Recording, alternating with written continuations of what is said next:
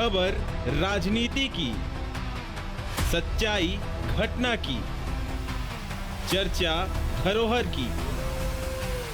संदेश भारत, नजर हर खबर पर।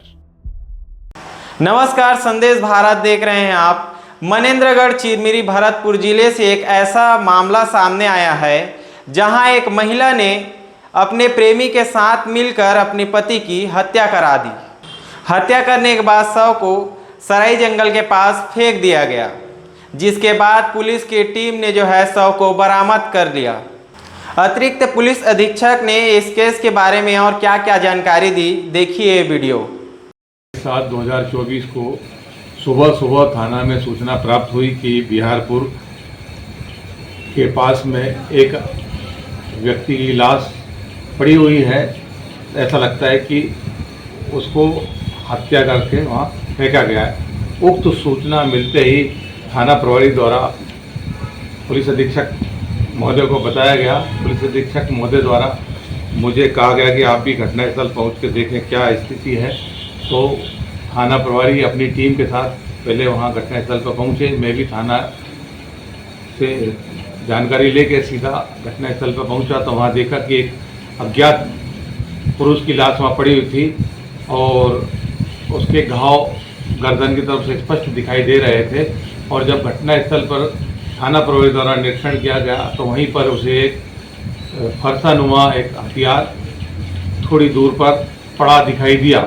ये सब होने के पश्चात तत्काल पुलिस अधीक्षक महोदय द्वारा एफएसएल टीम को सूचित किया गया। एफएसएल टीम जब तक रवाना हुई तब तक घटनास्थल को सुरक्षित रखा गया। डॉग स्क्वाड को बुलाया गया। डॉग स्क्वाड आया, लेकिन डॉग स्क्वाड कुछ दूरी पे जाने के बाद वह आगे नहीं गया।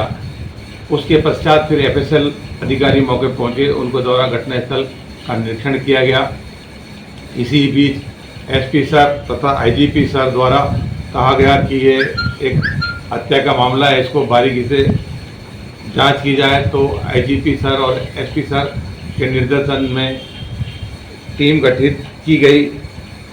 थाना प्रभारी द्वारा लाश का प्राथमिक लाश पंचनामा बना के पीएम के लिए रवाना करके वापसी में अपराध पंजीबद्ध किया गया।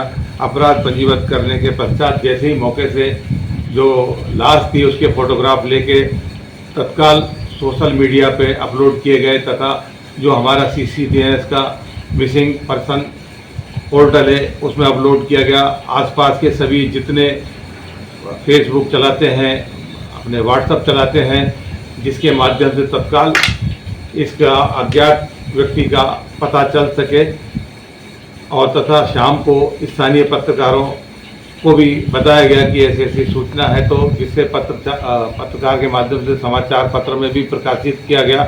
ये जब फोटो व्हाट्सएप और इंस्टाग्राम मिसिंग पर्सन पोर्टल में चलने लगा तो इसकी लाश को देख के इसके परिवार वालों ने इसको पहचाना और थाना मनेंद्रगढ़ में आए तो यहाँ ये उमा गुप्ता द्वारा बताया गया कि ये उसके पति की लाश है। उसने शिनाख्त की अपने पति की और जब जाके वो अज्ञात से फिर उसकी पहचान हुई कि ये वीरेंद्र गुप्ता है, राजपुर का रहने वाला है और अंबिकापुर में मकान लेके रह रहा था। जब यह पता चलने के बाद कि ये अज्ञात मृतक का नाम वीरेंद्र गुप्ता है तो इसको इंगित करते हुए तथा मृतक की पत्नी को ध्यान में रखते हुए कि जरूर ये घटना अंबिकापुर से प्रारंभ होगी, तो विशेष टीम जाके अंबिकापुर में तहकीकात करने लगी। वहाँ जाके जब विश्लेषण किया गया और तकनीकी साक्ष्य और मैनुअल हिंट के आधार पर आईजीपी सर द्वारा तथा पुलिस अधीक्षक महोदय द्वारा दिए गए